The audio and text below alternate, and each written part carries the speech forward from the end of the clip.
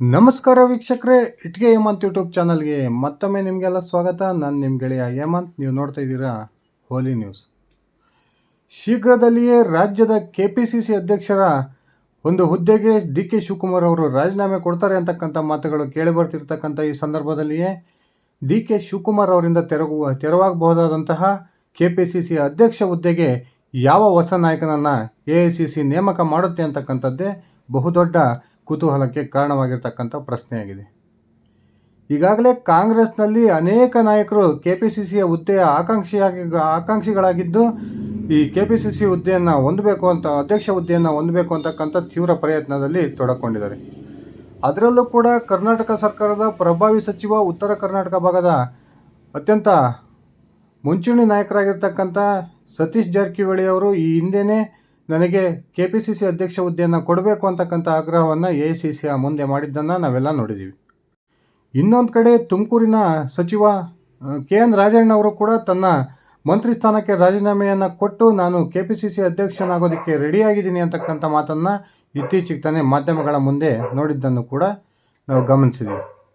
ಹಾಗಾದರೆ ಇನ್ನು ಲಿಂಗಾಯತ ಸಮುದಾಯಕ್ಕೆ ಸೇರಿದ ಅನೇಕ ನಾಯಕರುಗಳು ಕೂಡ ಈ ಬಾರಿ KPCC ಅಧ್ಯಕ್ಷರ ಹುದ್ದೆಯನ್ನು ಅಲಂಕರಿಸಬೇಕು ಅಂತಕ್ಕಂಥ ಆಸೆಯನ್ನು ಇಟ್ಕೊಂಡು ಈಗಾಗಲೇ ಅದರ ನಿಟ್ಟಿನಲ್ಲಿ ತೀವ್ರ ಪ್ರಯತ್ನವನ್ನು ಮಾಡ್ತಿರೋದು ಕೂಡ ನಮ್ಮ ಗಮನಕ್ಕೆ ಬರ್ತಾ ಇದೆ.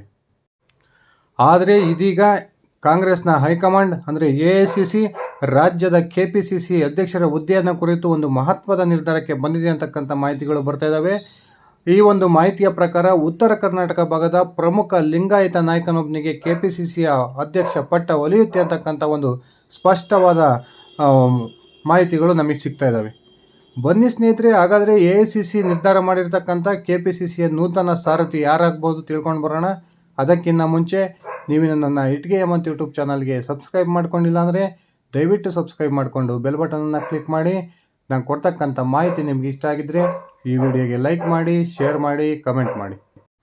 ಶೀಘ್ರದಲ್ಲಿಯೇ ರಾಜ್ಯ ಕಾಂಗ್ರೆಸ್ನ KPCC ಅಧ್ಯಕ್ಷ ಹುದ್ದೆ ಖಾಲಿಯಾಗುತ್ತೆ ಅಂತಕ್ಕಂಥ ಮಾಹಿತಿಗಳು ನಮಗೀಗಾಗಲೇ ಗೊತ್ತಾಗಿದ್ದಾವೆ.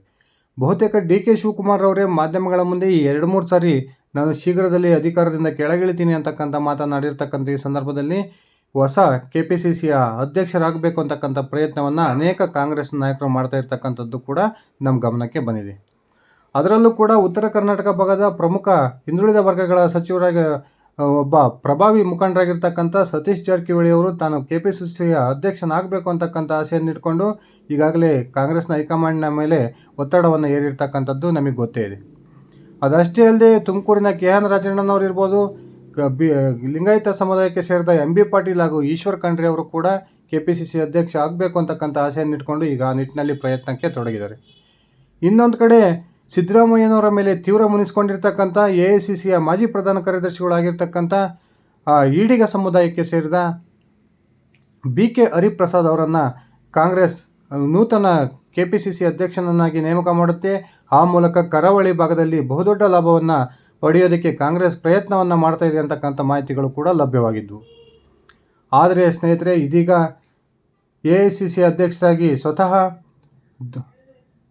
ದಲಿತ ವರ್ಗಕ್ಕೆ ಸೇರಿದಂತಹ ಮಲ್ಲಿಕಾರ್ಜುನ್ ಖರ್ಗೆ ಅವರು ಈಗಾಗಲೇ ಅಧಿಕಾರದಲ್ಲಿರೋದ್ರಿಂದ ಬಹುತೇಕ SC ಹಾಗೂ ST ಸಮುದಾಯಗಳಿಗೆ ಈ ಬಾರಿ ರಾಜ್ಯದಲ್ಲಿ KPCC ಅಧ್ಯಕ್ಷ ಹುದ್ದೆಯನ್ನು AICC ಕೊಡೋದಿಲ್ಲ ಅಂತಕ್ಕಂಥ ಒಂದು ಸ್ಪಷ್ಟ ಮಾಹಿತಿಗಳು AICCಯ ಮೂಲಗಳಿಂದಲೇ ಹೊರಬರ್ತಾ ಇದ್ದಾವೆ. ಆ ಕಾರಣಕ್ಕೆ ಅಹಿಂದ ವರ್ಗಕ್ಕೆ ಸೇರಿದಂತಹ BK ಹರಿಪ್ರಸಾದ್ ಅಥವಾ ಲಿಂಗಾಯತ ಸಮುದಾಯಕ್ಕೆ ಸೇರಿದ ಈ ಒಂದು 2-3 ಏನು ಆಕಾಂಕ್ಷಿಗಳಿದ್ದಾರೆ, ಅವರಲ್ಲಿ ಯಾರಾದರೂ ಒಬ್ಬರನ್ನು AICC KPCCಯ ನೂತನ ಅಧ್ಯಕ್ಷರನ್ನಾಗಿ ನೇಮಕ ಮಾಡ್ಬೋದು ಅಂತಕ್ಕಂಥ ಸ್ಪಷ್ಟ ಸುಳಿವುಗಳು ಸಿಗ್ತಾ ಇದ್ದಾವೆ. ಹಾಗಾದರೆ ಕರ್ನಾಟಕದ KPCC ಅಧ್ಯಕ್ಷರಾಗಿ ಬಹುತೇಕ ಲಿಂಗಾಯತ ಸಮುದಾಯಕ್ಕೆ ಸೇರಿದ ಉತ್ತರ ಕರ್ನಾಟಕ ಭಾಗದ ಒಬ್ಬ ಪ್ರಭಾವಿ ಮುಖಂಡನನ್ನು ಈ ಬಾರಿ AICC ನೇಮಕ ಮಾಡುತ್ತೆ ಅಂತಕ್ಕಂಥ ಒಂದು ಸ್ಪಷ್ಟ ಸೂಚನೆಗಳು ಕೂಡ ಸಿಗ್ತಾ ಇದ್ದಾವೆ. ಈ ಹಿಂದೆ KPCCಯ ನೂತನ ಅಧ್ಯಕ್ಷರಾಗಿ DK ಶಿವಕುಮಾರ್ ಅವರು ನೇಮಕವಾದಂತಹ ಸಂದರ್ಭದಲ್ಲಿಯೇ KPCC ಅಧ್ಯಕ್ಷ ಪಟ್ಟಕ್ಕಾಗಿ ತೀವ್ರ ಲಾಬಿಯನ್ನು ನಡೆಸಿದ್ದಂಥವರು ಉತ್ತರ ಕರ್ನಾಟಕ ಭಾಗದ ಲಿಂಗಾಯತ ಪ್ರಭಾವಿ ಮುಖಂಡರಾಗಿರ್ತಕ್ಕಂಥ ಸಚಿವ MB ಪಾಟೀಲ್. ಈ ಬಾರಿ MB ಪಾಟೀಲ್ ಅವರ ಜೊತೆಯಲ್ಲೇ KPCCಯ ಕಾರ್ಯಾಧ್ಯಕ್ಷರು ಆಗಿರ್ತಕ್ಕಂಥ ಬೀದರ್ ಲೋಕಸಭಾ ಕ್ಷೇತ್ರಕ್ಕೆ ತಮ್ಮ ಮಗನಿಗೆ ಟಿಕೆಟನ್ನು ಕೊಡಿಸಿ ಈಗ ಬಹುತೇಕ ಮಗನನ್ನು ಗೆಲ್ಸ್ಕೊಳ್ತಾ ಒಂದು ನಿಟ್ಟಿನಲ್ಲಿ ಹೋರಾಟವನ್ನು ಮಾಡಿರ್ತಕ್ಕಂಥ ಈಶ್ವರ್ ಖಂಡ್ರೆ ಅವರು ಕೂಡ ಈಗ KPCC ಅಧ್ಯಕ್ಷರ ಹುದ್ದೆಯ ರೇಸ್ನಲ್ಲಿದ್ದಾರೆ ಅಂತಕ್ಕಂಥ ಒಂದು ಮಾಹಿತಿಗಳು ಸಿಗ್ತಾ ಇದ್ದಾವೆ.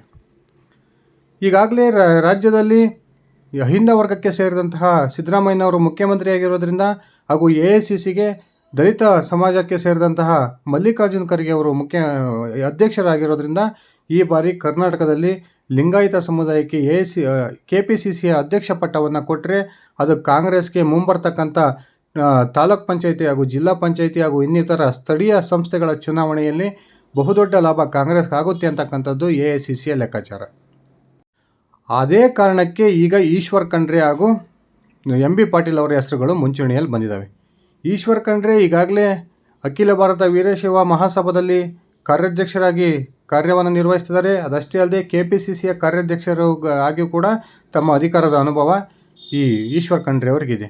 ಇನ್ನೊಂದು ಕಡೆ ಉತ್ತರ ಕರ್ನಾಟಕ ಭಾಗದಲ್ಲಿ ತನ್ನದೇ ಆದಂತಹ ಪ್ರಭಾವವನ್ನು ಹೊಂದಿರತಕ್ಕಂಥ MB ಪಾಟೀಲ್ ಕೂಡ KPCC ಅಧ್ಯಕ್ಷರಾಗಬೇಕು ಅಂತಕ್ಕಂಥ ಒಂದು ಆಸೆಯನ್ನು ಇಟ್ಕೊಂಡು ಈಗಾಗಲೇ ಲಾಬಿಯನ್ನು ಶುರು ಮಾಡಿದ್ದಾರೆ ಅಂತಕ್ಕಂಥ ಮಾತುಗಳು ಕೇಳಿ ಬರ್ತಾ ಇದ್ದಾವೆ. ಸರ್ಕಾರದ ಕೆಲವೊಂದು ಸಚಿವರು ಒಂದು ವೇಳೆ ನಾವು KPCC ಅಧ್ಯಕ್ಷರಾದರೆ ನಮ್ಮ ಇರ್ತಕ್ಕಂಥ ಸಚಿವ ಸ್ಥಾನವನ್ನು ತ್ಯಾಗ ಮಾಡಬೇಕಾಗುತ್ತೆ ಅಂತಕ್ಕಂಥ ಉದ್ದೇಶದಿಂದ ಯಾವುದೇ ಕಾರಣಕ್ಕೂ ನಾವು KPCC ಅಧ್ಯಕ್ಷರಾಗೋದಿಲ್ಲ, ನಾವು ಮಂತ್ರಿ ಸ್ಥಾನದಲ್ಲೇ ಮುಂದುವರಿತೀವಿ ಅಂತಕ್ಕಂಥ ಹೇಳಿಕೆಯನ್ನು ಕೊಟ್ಟಿದ್ದಾರೆ. ಈಗಾಗಲೇ ಲಿಂಗಾಯತ ಸಮುದಾಯಕ್ಕೆ ಸೇರಿದ ಒಬ್ಬ ವ್ಯಕ್ತಿಗೆ KPCC ಅಧ್ಯಕ್ಷರ ಪಟ್ಟವನ್ನು ಕಟ್ಟಬೇಕು ಅಂತಕ್ಕಂಥ ತೀರ್ಮಾನಕ್ಕೆ AICC ಬಂದಿರೋದ್ರಿಂದ MB ಪಾಟೀಲ್ ಅಥವಾ ಈಶ್ವರ್ ಖಂಡ್ರೆ ಈ ಇಬ್ಬರು ನಾಯಕರಲ್ಲಿ ಒಬ್ಬರನ್ನು AICC KPCC ಅಧ್ಯಕ್ಷರನ್ನಾಗಿ ನೇಮಕ ಮಾಡುತ್ತೆ ಅಂತಕ್ಕಂಥ ಸ್ಪಷ್ಟ ಸೂಚನೆಗಳು ಬರ್ತಾ ಇದ್ದಾವೆ.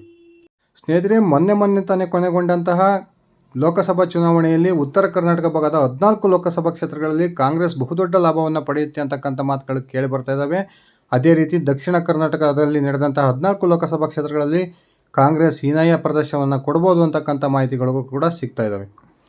ಆ ಕಾರಣಕ್ಕೆ ಉತ್ತರ ಕರ್ನಾಟಕದಲ್ಲಿ ಇನ್ನಷ್ಟು ಕಾಂಗ್ರೆಸ್ ಪಕ್ಷವನ್ನು ಬಲಗೊಳಿಸಬೇಕು, ಆ ಮೂಲಕ ಮುಂಬರ್ತಕ್ಕಂಥ ಎಲ್ಲ ಚುನಾವಣೆಗಳಲ್ಲಿಯೂ ಕೂಡ ಲಿಂಗಾಯತ ಮತಗಳನ್ನು ಕಾಂಗ್ರೆಸ್ಗೆ ಸೆಳಿಬೇಕು ಅಂತಕ್ಕಂಥ ಉದ್ದೇಶದಿಂದ ಇದೀಗ ಲಿಂಗಾಯತ ಸಮುದಾಯಕ್ಕೆ ಸೇರಿದ ಉತ್ತರ ಕರ್ನಾಟಕದ ಪ್ರಭಾವಿ ಮುಖಂಡರಾಗಿರ್ತಕ್ಕಂಥ ಈಶ್ವರ್ ಖಂಡ್ರೆ ಅಥವಾ MB ಪಾಟೀಲ್ ಈ ಇಬ್ಬರಲ್ಲಿ ಒಬ್ಬರನ್ನು ಬಹುತೇಕ AICC KPCC ಅಧ್ಯಕ್ಷರನ್ನಾಗಿ ನೇಮಕ ಮಾಡೋದು ಪಕ್ಕಾ ಅಂತಕ್ಕಂಥ ಮಾತುಗಳು ಕೂಡ ಕೇಳಿ ಬರ್ತಾ ಇದ್ದಾವೆ. ಒಂದು ವೇಳೆ ಲಿಂಗಾಯತ ಸಮುದಾಯಕ್ಕೆ KPCC ಅಧ್ಯಕ್ಷರ ಪಟ್ಟವನ್ನು ಕೊಟ್ಟಿದ್ದರೆ ಆವಾಗ ಏನು ಉಪಮುಖ್ಯಮಂತ್ರಿ ಸ್ಥಾನದ ಬೇಡಿಕೆಯನ್ನು ಇಡ್ತಾ ಇದ್ದಾರೆ ಸಿದ್ದರಾಮಯ್ಯ ಬಣದ ಪ್ರಮುಖ ಅಹಿಂದ ವರ್ಗದ ಸಚಿವರು, ಅವರ ನಡೆ ಏನಾಗಿರುತ್ತೆ ಅಂತಕ್ಕಂಥದ್ದೇ ಬಹುದೊಡ್ಡ ಕುತೂಹಲ.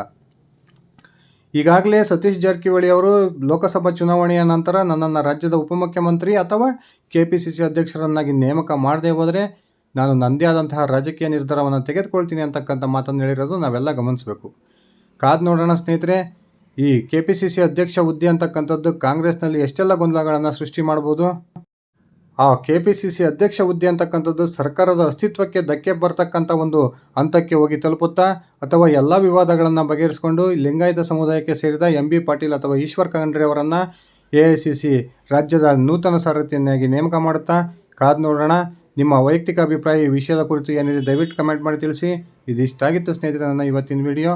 ನಾನು ಕೊಟ್ಟಿರ್ತಕ್ಕಂಥ ಮಾಹಿತಿ ನಿಮಗೆ ಇಷ್ಟ ಆಗಿದ್ದರೆ ಈ ವಿಡಿಯೋಗೆ ಲೈಕ್ ಮಾಡಿ, ಶೇರ್ ಮಾಡಿ, ಕಮೆಂಟ್ ಮಾಡಿ. ನೀವು ನನ್ನ ಇಟಿಗೆ ಹೇಮಂತ್ ಯೂಟ್ಯೂಬ್ ಚಾನಲ್ಗೆ ಸಬ್ಸ್ಕ್ರೈಬ್ ಮಾಡ್ಕೊಂಡಿಲ್ಲ ಅಂದರೆ ದಯವಿಟ್ಟು ಸಬ್ಸ್ಕ್ರೈಬ್ ಮಾಡಿಕೊಂಡು ಬೆಲ್ ಬಟನನ್ನು ಕ್ಲಿಕ್ ಮಾಡಿ. ಧನ್ಯವಾದಗಳು ಸ್ನೇಹಿತರೆ, ಶುಭ ದಿನ.